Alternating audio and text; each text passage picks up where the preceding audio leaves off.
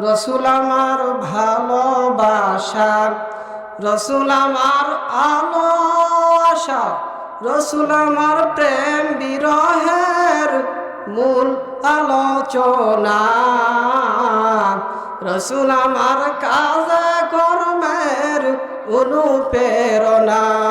আল্লাহুম্মা, জবান খুলে, মাওলানা মুহাম্মদ ওয়ালা আলি সাইয়্যিদিনা। একটি মহব্বত জিকির করি, লা ইলাহা ইল্লাল্লাহ, লা ইলাহা ইল্লাল্লাহ, জোরে লা ইলাহা। জিকির করতে ভয় আছে নাকি? কার নাম স্মরণ করতেছি? আল্লাহর নাম। আল্লাহর নাম স্মরণ করতে ভয় আছে? জবান খুলে জিকির করেন, লা ইলাহা আল্লাহ আল্লাহ আল্লাহ আল্লাহ আল্লাহ আল্লাহ আল্লাহ আল্লাহ আল্লাহু লা ইলাহা ইল্লাহু। আল্লাহ আল্লাহ আল্লাহ, তুই আমার ডাক রে বান্দা, তুই আমার ডায়া। মন ভরিয়া ডাকিলে আমায় গুনা পাবি মাপ। আল্লাহু আল্লাহ আল্লাহু আল্লাহ আল্লাহু আল্লাহ আল্লাহু আল্লাহ, তুই আমার ডাক রে বান্দা, তুই আমার ডায়া। মন ভরিয়া ডাকিলে আমায়, প্রাণ ভরিয়া ডাকিলে আমায় গুনা পাবি মাপ। আল্লাহু আল্লাহ আল্লাহু আল্লাহ আল্লাহু আল্লাহ আল্লাহু আল্লাহ। ডাইকা ছিলেন হযরত আদম, আদম নবী ডাইকা ছিলেন, গুনাহ দিলাম সবই মাফি। তোমরা আমার ডাইকার বান্দা, তোমরা আমার ডাইকার বান্দি, গুনাহ লও মাফ। আল্লাহু আল্লাহ আল্লাহু আল্লাহ আল্লাহু আল্লাহ আল্লাহু আল্লাহ, লা ইলাহা ইল্লাল্লাহু মুহাম্মাদুর রাসূলুল্লাহ সাল্লাল্লাহু আলাইহি ওয়াসাল্লাম। আলহামদুলিল্লাহ, আমি এখানকার নির্ধারিত কোনো বক্তা নয়, কিছু আলোচনা করব। ডাইরেক্ট কোরআন থেকে তেলাওয়াত করেছি সূরা আরাফের 204 নম্বর আয়াত, এখান থেকে কিছু আলোচনা করব। আপনারা যদি শোনেন ইনশাআল্লাহ, আল্লাহর হস্তে যে একটি কথা বলবো, শুনবেন তো ইনশাআল্লাহ? যে আল্লাহ তাআলা আজকে এই জালিসুর রহমান জান্নাতের বাগান, আপনারা কে কি মনে করতেছেন হয়তোবা আমি জানি না, কিন্তু আল্লাহ রাসূল বলতেছেন যেখানে কোরআন হাদিসের বয়ান করা হয়, আলোচনা করা হয়, ওই জায়গাকে আল্লাহ তাআলা জান্নাতের বাগান বলে। জোরে কোন সুবহানাল্লাহ। তাহলে জান্নাতি মেহমান হতে পেরেছেন আপনারা, এতে কোনো সন্দেহ আছে? আজকে এই মাহফিল উপলক্ষে পার্শ্বে কিন্তু মেলা লাগছে, লাগছে কি লাগছে? লাগ নাই। এই গ্রামে কিন্তু শত শত মানুষ আছে, পাইকারি দরে কিন্তু এই জান্নাতের বাগানে মেহমান হিসেবে আল্লাহ পাক কবুল করে নাই। কে কবুল করে নাই? আর আপনাদেরকে কবুল করেছে, বেজান না খুশি? আর যাদেরকে কবুল করে নাই ওরা শয়তানের কাজ করতেছে। মেলায় যায় দেখবেন কেউ কি করতেছে জানেন?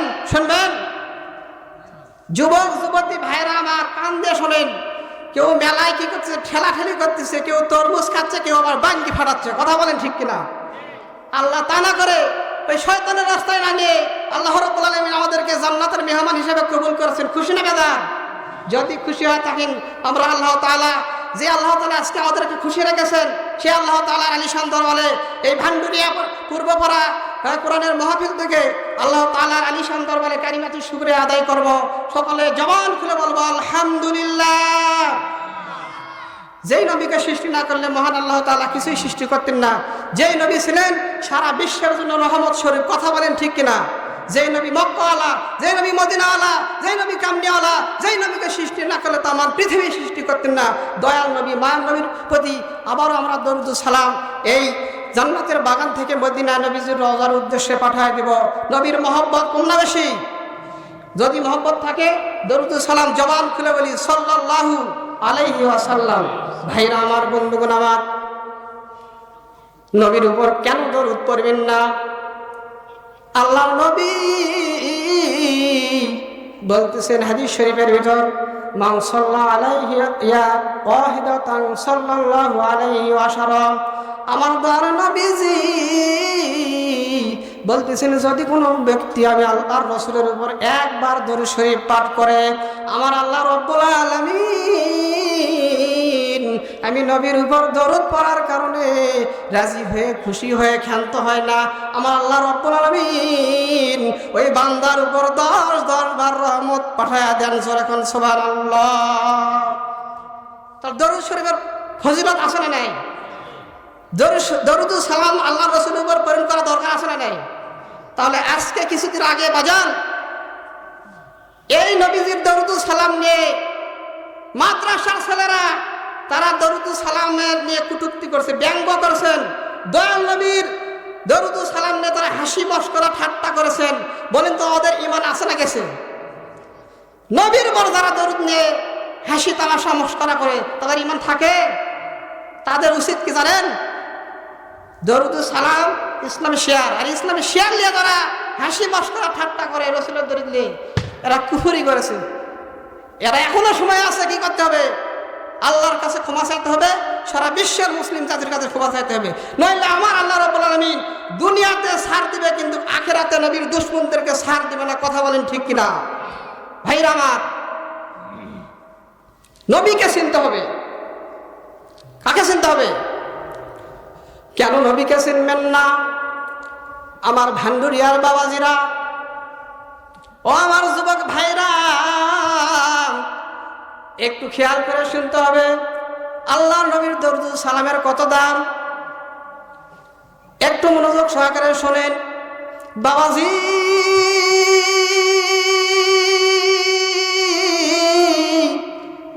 বাবা আদমকে যখন সৃষ্টি করা হলো, তারপরে হাওয়া আলাইহিস সালামকে যখন সৃষ্টি করা হলো, এই দুইজনকে সৃষ্টি করার পর মহান আল্লাহ রাব্বুল আলামিন যখন জান্নাতের ভিতর রাখে, কোথায় রাখে? জান্নাতের ভিতর যখন থাকে, ভাইজান বাবাজিরা আমার একটু খেয়াল করে শুনতে হবে। আদম আলাইহিস সালামের যেই দিন বাসর রাত, জোরে কোন কিসের রাত? একটু মনোযোগ সহকারে শুনতে হবে দরুদ শরীফের কিরকম ফজিলত। বাসর রাতে যখন বিবিকে যখন এরকম স্পর্শ করবে বাবা আদম আলাইহিস সালাম মা হাওয়া আলাইহিস সালামকে, বাবাজি এমন তো অবস্থায় আল্লাহর তরফ থেকে ঘোষণা আসতেছে জিবরাইলের মারফতে, আদম গো, এ আদম তোমার বিবিকে তুমি স্পর্শ করো না, স্পর্শ করো না, স্পর্শ করো না। তোমার বিবি তোমার জন্য এখনো হালাল হয় নাই, তোমার বিবি এখন তোমার জন্য হারাম। যেরকম কি হারাম। এইবার আদম নবী বেকায়দায় পড়ে গেল, চিন্তার ভিতরে পড়ে গেল। আল্লাহকে ডেকে বলতেছেন, আল্লাহ ও আমার দয়ার আল্লাহ, আমার মায়ার আল্লাহ, আমার বিবি কি জন্য আমার জন্য হারাম করলেন আপনি? এবার আল্লাহ রাব্বুল আলামিনের তরফ থেকে সংক্ষিপ্তভাবে বলতেছি বাজান রে আমার, আল্লাহর তরফ থেকে জিবরাইল আলাইহিস সালাম বলতেছেন, যতক্ষণ পর্যন্ত তোমার বিবির মহারণা শোধ করবেন না, ততক্ষণ পর্যন্ত তোমার বিবি তোমার হালাল হবে না। যখন সুবহানাল্লাহ। এবার আরো চিন্তায় পড়ে গেল, আদম নবী চিন্তায় পড়ে গেল। এবার চিন্তা করতেছে বেহেশতের দিকে, ডান দিকে, বাম দিকে, সামনে পিছনে তাকায়, কোনো কিছুই দেখে না। বিবির মহারণা কি দিয়ে আমি শোধ করব? খুব খেয়াল করে শুনতে হবে। আল্লাহ রাব্বুল আলামিনকে বলতেছে, আল্লাহ, আদম নবী বলতেছেন, আল্লাহ আমার কাছে কোনো কিছুই নাই, আমি কি দিয়ে আমার বিবির মহারণা শোধ করব? আল্লাহর তরফ থেকে ফায়সালা হয়ে গেল বাজান রে আমার। আল্লাহ রাব্বুল আলামিন বলতেছেন, আদম ওই যে জান্নাতের ভিতর তুমি আসো, তোমাকে রাখা হয়েছে ওই জান্নাতের দরজায় আমার নামের সঙ্গে যেই নবীর যার নাম দেখতেছেন লেখা, ওই নামের উপর তুমি কয়েক হাজার বার দরুদ শরীফ করে নাও। দরুদ শরীফ পড়লে তোমার মহারণা স্বরূপ মহারণা আদায় হয়ে যাবে, বিবি তোমার জন্য হালাল হয়ে যাবে। জোরে কোন সুবহানাল্লাহ। ভাইজান আমার, বাবাজিরা আমার, খেয়াল করে শুনতে হবে। আদম নবী এইবার আল্লাহর কাছে দয়াল নবী মায়াল নবীর উপর দরুদ সালাম পেশ করলো। এরপর আল্লাহ রাব্বুল আলামিনের তরফ থেকে বিবি জায়েজ হয়ে গেল, জোরে কোন সুবহানাল্লাহ। তার দরুদের জন্য আমি আপনি বহিত হলাম, অবহিত সন্তান বহিত হলাম, আর সেই দরুদ নিয়ে আজকে হাসি মস্করা করে কথা বলেন, ঠিক কিনা? নবী ছিলেন, নবী ছিলেন। ভাইরা আমার, আপনি নামাজ পড়েন, রোজা রাখেন, হজ করেন, যাকাত দেন, নবীর মহব্বত যদি কলিজার ভিতর না থাকে, আপনার নামাজ, আপনার রোজা, আপনার হজ, আপনার যাকাত কোনো আমল আল্লাহর কাছে গ্রহণযোগ্য হবে না। আমার আল্লাহ রাব্বুল আলামিন বলতেছেন, ও বান্দা, দুনিয়াতে তুমি ডাক্তার হতে পারো, ইঞ্জিনিয়ার হতে পারো, রাষ্ট্রপতি হতে পারো, প্রধানমন্ত্রী হতে পারো, কিন্তু মৃত্যুর পরে তোমার এগুলো কোনো পরিচয় থাকবে না, এগুলোর কোনো পরিচয় চলবে না। আমার ভাইরা রে, আল্লাহর নবীর এত দাম দিয়েছেন আল্লাহ পাক রব্বুল আলামিন। আল্লাহ পাক রব্বুল আলামিন বলতেছেন, ওয়া কাযালিকা জাআলনাকুম উম্মাতাও ওয়াসাতা। বান্দারে, তোমরা যদি মৃত্যুর পর জান্নাত পেতে চাও, জান্নাত পেতে চাও, তাহলে আমি নবী বলে দিলাম, মরার পরে যদি জান্নাত পেতে চাও, হাসরে, কবরে, মিজানে, ফুলসিরাতে আমার দয়াল নবীকে চিনতে হবে, জোরে কোন সুবহানাল্লাহ। ভাইরা আমার, বাবাজিরা আমার, একটু খেয়াল করে শুনতে হবে।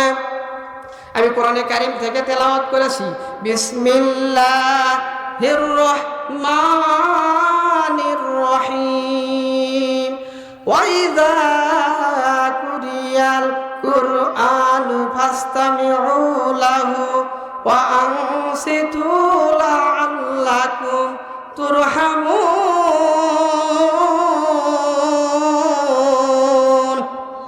আল্লাহু আকবার। আমার আল্লাহ রাব্বুল আলামিন বলতেছেন কোরআনে কারীমের ভিতরে, সূরাতুল আরাফ 204 নম্বর আয়াত, বাবাজি, আল্লাহ পাক কোরআনের ফয়সালা দেখেন। এবার আসেন বাজান রে আমার, খুব মনোযোগ সহকারে শুনতে হবে। আল্লাহ রাব্বুল আলামিন কোরআনে কারীমে বলতেছেন, তোমরা যখন, তোমাদের সামনে যখন কোরআনে কারীমের তেলাওয়াত করা হয়, কোরআনে কারীমের সবক দেওয়া হয়, কোরআনে কারীমের কি করা হয়, আলোচনা করা হয়, তখন তোমরা মনোযোগের সাথে তা শ্রবণ করো। কি করো? মনোযোগের সাথে শ্রবণ করো। এবং তারপরে কি করো? আমার আল্লাহ রাব্বুল আলামিন বলতেছেন, নীরব হয়ে, নিশ্চুপ হয়ে বসে থাকো। নীরব হয়ে, নিশ্চুপ হয়ে আদবের সাথে শোনো। কিন্তু আজকে বাংলাদেশে গত 15 বছর, 16 বছর আমাদেরকে কোরআনের মাহফিল শুনতে দিয়েছেন। কোরআনের হক কথা বলার কারণে হাজার হাজার মাহফিল তারা বন্ধ করেছেন। এই তাগুতের বংশ আজকে বাংলার জমিন থেকে ভারতে পালাইছে, কথা বলেন ঠিক কিনা? শুধু তাই নয় বাদানরে আমার, কোরআনের হক কথা বলার কারণে আল্লামা সাঈদীকে তারা কি করেছেন, জেলের ভিতরে বন্দী রেখে তাকে কষ্ট দিয়ে আলিম ওলামাকে জেলখানার ভিতরেই আল্লাহ তাআলা তাকে শহীদ হিসাবে কবুল করেছেন। শুধুমাত্র তাই নয়, বাংলাদেশের আলিম ওলামা যারা হকপন্থী তাদের উপর অত্যাচার, নির্যাতন, জুলুম করেছেন, কথা বলেন ঠিক কিনা? আমি বলতে চাচ্ছি, তারা আজকে কোথায়? আপনারা মনে রাখবেন, ফেরাউন ছিল, সাদ্দাত ছিল, নমরুদ ছিল, আবু জাহেল ছিল, তারা আজকে নাই। সেই সময় কি ছিল? কোরআন সেই সময় ছিল। আজকেও কোরআন আছে, ভবিষ্যতেও কোরআন থাকবে, কথা বলেন ঠিক কিনা? কিন্তু যারা যুগে যুগে আল্লাহর কোরআনের বিরোধিতা করবে, রাসূলের সাথে বিরোধিতা করবে, কোরআন হাদিসের সাথে বিরোধিতা করবে, হক্কানি আলিম ওলামার বিরোধিতা করবে, তারা বাংলার জমিনে টিকে থাকতে পারবে না। আমরা 95% মুসলমান সেটা কখনো মেনে নিব না। আমরা সকলে কি করব? একতাবদ্ধ হয়ে আমরা এই তাগুদের বিপক্ষে আমরা স্লোগান দেই, ইনশাআল্লাহ এই তাগুতকে খতম করে ছাড়ব ইনশাআল্লাহ, কথা বলেন ঠিক কিনা? লিল্লাহে তাকবীর, লিল্লাহে তাকবীর। ভাইজান আমার, এক স্বৈরাচারী শাসক পালিয়ে ভারতে আছে, তাই বলে মনে করেন না আমাদের ক্লিয়ার হয়ে গেছে, এখনো কিন্তু স্বৈরাচারের অভাব নাই। কথা বলেন ঠিক কিনা? কাহালুতে আমাদের কোরআনের মাহফিল এই গত কয়েকদিন আগে আমাদের হক্কানি আলিম ওলামা এখানে কথা বলতেছে, কোরআন থেকে যারা কথা বলতেছে তাদের মুখ চেপিয়ে ধরা হচ্ছে। আপনারা হয়তো খবরে দেখছেন, খবর হয়তো পেয়েছেন, আমরা শুনছি। এই যারা আজকেও যারা এই আলিম ওলামার সাথে নির্যাতন করতেছে, অপবাদ দিচ্ছে, গুজব করতেছে, কোরআনের হক কথা বলার সময় কণ্ঠনালীকে চিপিয়ে ধরতেছে, আল্লাহর কসম করে বলতেছি এরাও বাংলার জমিনে একদিন হোক ঠাঁই পাবে না ইনশাআল্লাহ।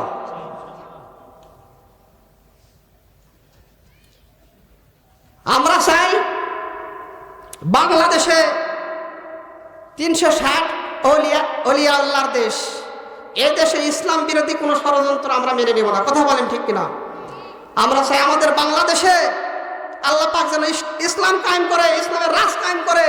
ঘরের ভিতর থাকবে আল কোরআন, আর সংসদে থাকবে হিন্দুদের বাদ্যযন্ত্র। এই বাংলাদেশের 95% মুসলমান কখনো মানে নেব না। কথা বলেন ঠিক কিনা?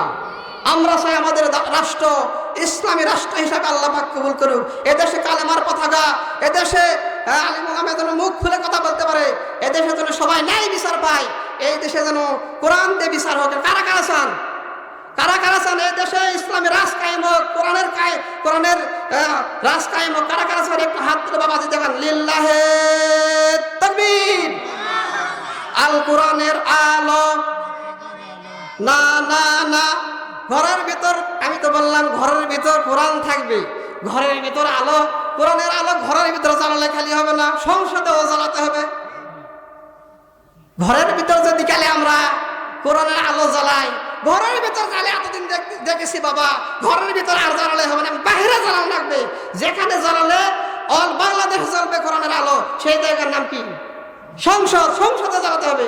আমি বলবো আল কোরআনের আলো, আপনারা বলবেন সংসদে জ্বালাতে পারবেন তো ইনশাল্লাহ? না ভয় আছে? আল কোরআনের আলো, আল হাদিসের আলো, লিল্লাহে তাকবীর। আল কোরআনের আলো, হক্কানি আলিম ওলামা যেখানে, হক্কানি আলিম ওলামা যেখানে, আলিম ওলামা নাই যেখানে, লিল্লাহে তাকবীর, নারে তাকবীর। আমার ভাইরা, আমার বন্ধুগণ, ভান্ডুরিয়ার বাবাজিরা, আপনারা আমাকে সকলে চিনেন, আমি পার্শ্ববর্তী এলাকার ছেলে। আল্লাহর কোরআন বলতেছেন বিসমিল্লাহির রহমানির রহিম। আফা গায়রা দীনিল্লাহি ইয়াবগুনা ওয়া লাহু আসলামা মান ফিস সামাওয়াতি ওয়াল আরদ। আমার আল্লাহ রাব্বুল আলামিন কোরআনে কারীমের ভিতর বলতেছেন, তারা কি মানুষ যারা আমি আল্লাহর আইন ছাড়া, আমি আল্লাহ ছাড়া অন্য কারো আনুগত্য করতে চায়, অথচ আসমান এবং জমিনে যত কিছু আছে আমার আল্লাহ রাব্বুল আলামিন বলতেছেন আসমানে যা আছে জমিনে যা আছে সব কিছু আমি আল্লাহ তাআলার কি করতেছেন? আনুগত্য করতেছেন। জোরে কোন সুবহানাল্লাহ। ভাইজান, আমরা সৃষ্টিকার, আল্লাহর সৃষ্টি মানুষ, আইন মানব কার? সৃষ্টি যার, আইন মানব তার। কথা বলেন ঠিক কিনা?